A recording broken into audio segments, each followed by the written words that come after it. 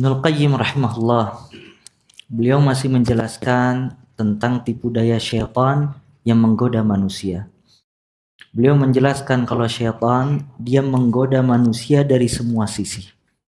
Dan pada pertemuan yang lalu kita membahas kalau syaitan akan masuk menggoda manusia dari pendengaran. Maka syaitan menggoda dia untuk mendengarkan hal-hal yang haram atau memalingkan dari mendengarkan perkataan yang hak. Nah, sekarang Ibnul Qayyim rahimahullah, beliau menjelaskan di antara tipu daya syaitan, syaitan berusaha untuk membuat manusia berkata atau mengucapkan ucapan yang dibenci oleh Allah Azza wa Jalla. Makanya di sini pentingnya urgensi hifdzul lisan, menjaga lisan. Dan subhanallah ya ikhwah, tidak ada amalan yang bisa diraih seorang hamba sangat besar dan mudah melainkan dari lisan. Bahkan dengan lisannya dia bisa mendapatkan ribuan pahala setiap ucapan yang keluar dari mulut. Begitu juga sebaliknya, dosa yang diraih oleh seorang hamba dari lisan bisa jadi sangatlah besar dibandingkan dari pendengaran dan anggota badan yang lainnya. Maka lisan dia organ tubuh yang memiliki dua sisi. Sisi yang bisa membawa pahala yang sangat besar di sisi Allah Azza wa Jalla. Keridhaan Allah, kecintaan Allah. Ya. Di sisi lain, dia bisa menjerumuskan kepada kemurkaan Allah Subhanahu wa taala. Bahkan bisa membuat seseorang kufur dengan ucapan yang terlontar dari lisannya tanpa dia sadari. Maka di sini pentingnya seseorang hifdzul lisan, dia menjaga lisan.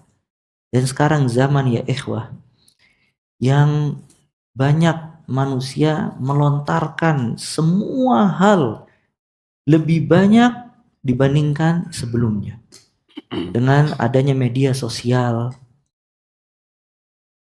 maka banyak perkataan-perkataan yang kalau dia tahu konsekuensi dari perkataannya, niscaya dia mungkin akan menyesal kenapa dia mengatakan perkataan tersebut.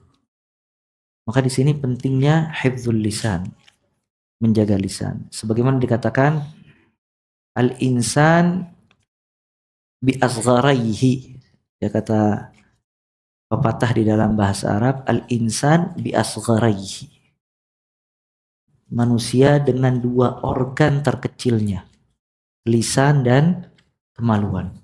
Sampai kata Nabi SAW mengatakan dua organ ini, man yatman li ma baina lahyaihi wa baina fakhidaihi atman lahul jannah. Siapa yang bisa menjamin kedua organ di antara kedua pipinya, maksudnya lisannya, dan organ di antara kedua pahanya, maksudnya farj, kemaluannya, niscaya aku akan menjamin baginya surga.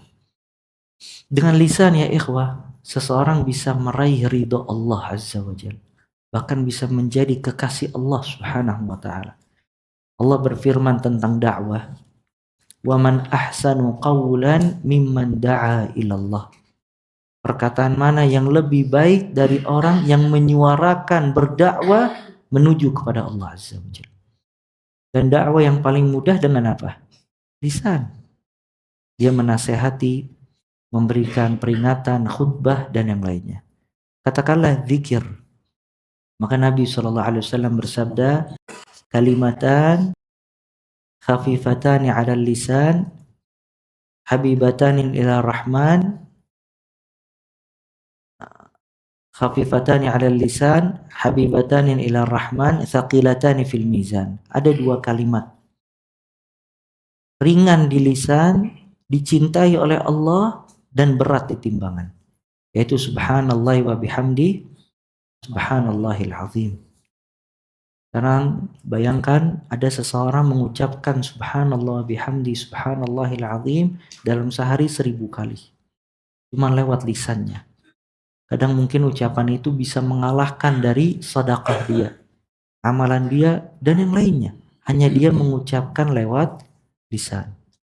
Ya. Kemudian juga Nabi SAW berkata, "Man qala subhanallahi wa bihamdi ghurisat lahu nakhla fil jannah." Barang siapa yang mengucapkan subhanallahi wa bihamdi, maka akan ditanamkan pohon kurma di surga kelak. Dia cuma mengucapkan subhanallahi wa bihamdi. Dan bayangkan kalau seorang hamba selalu basah lisannya dengan mengucapkan zikir-zikir tersebut, maka dia telah memberikan inventaris tabungan besar di akhirat kelak lewat lisan. Makanya mungkin tidak ada amalan yang paling banyak ganjarannya dan pahalanya dan sangat mudah selain dari lisan. Ya. Oleh karena itu Nabi SAW banyak mengingatkan kita untuk meminta kepada Allah Azza wa Jal agar lisan kita ini diberikan kebenaran, sadad. Kata Nabi SAW, Allahumma hdi qalbi wa saddid lisani. Ya Allah, berilah petunjuk ke dalam hatiku dan benarkanlah lisanku. Di dalam doa yang lain, doa Syaddad ibn Aus, Nabi SAW berkata, Allahumma inni as'aluka qalban saliman wa lisanan sadiqa. Ya Allah, aku memohon kepada Engkau hati yang selamat dan lisan yang jujur. Sampai kata Nabi SAW, milikilah 3 perkara. Apa aja ikhwah? Liyattakhidh ahadukum qalban syakiran wa lisanan sadiqan wa zawjatan mu'minatan tu'inuhu ala ta'atillah.